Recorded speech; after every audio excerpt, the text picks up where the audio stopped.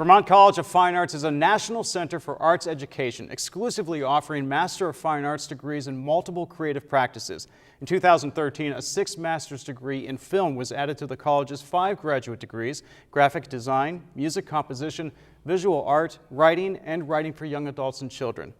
I'm Nathan O'Leary for Comcast Newsmakers, and we are here in the historic chapel at Vermont College of Fine Arts in Montpelier. And Stephen Pite, director of the Filmmaking program, joins me. Stephen, welcome. Thank you so much for having me, Nathan. It's really great to be here. Where do you see independent filmmaking evolving? This is a time of tremendous change in the world of independent filmmaking and in the world of big budget filmmaking as well. The processes for distribution, for funding, as well as production have been radically affected primarily by advances in digital technologies. This program is aimed right in the middle of that kind of change and conversation around it. Now, how do the goals of the program, more specifically, align with the current trends and the direction in independent filmmaking? The trends that we see evolving are probably most obvious around the ability for filmmakers to cross traditional boundaries. So that documentary and narrative, and now there's hybrid and transmedia, are suggesting entirely new ways of not only making films, but new stories about filmmaking.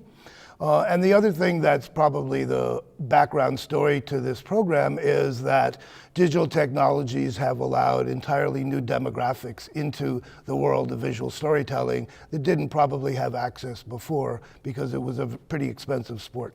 And how does the low-residency VCFA, MFA program in film, that's a lot to say, how does it differ from more traditional residency programs? So the low-residency model, which is not new, it's been around for 30 or 40 years, but pretty mostly within the writing programs, takes advantage of the natural rhythms of an artist's life. Regardless of their media, artists tend to have periods of intense engagement, introspection, followed by kind of feedback loops with their peers and their mentors. And this model replicates that. So there's an on-campus activity with all the students and all the faculty, and then a one-on-one mentorship for the next 6 months, and then they're all back again for another cycle.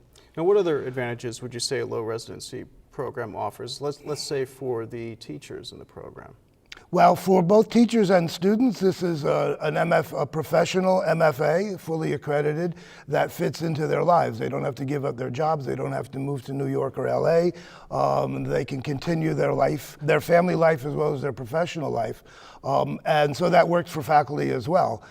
Faculty, particularly film faculty, are often kind of juggling 3 or 4 projects at the same time, and this gives them the opportunity to be able to fulfill themselves as teachers as well as continue their filmmaking career. What educational values does VCFA stand for? This is a program, a college that's built on supporting artistic innovation.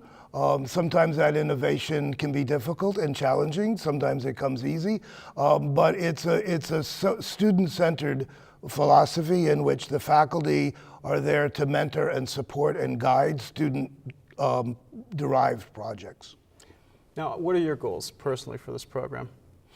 I think that this program has because of the world of change in this field, I think that this program has the opportunity to become a center for conversation about the evolving world of independent filmmaking. Stephen Pite, director of the MFA and Film program here. Thank you for joining us. Thank you so much for having us.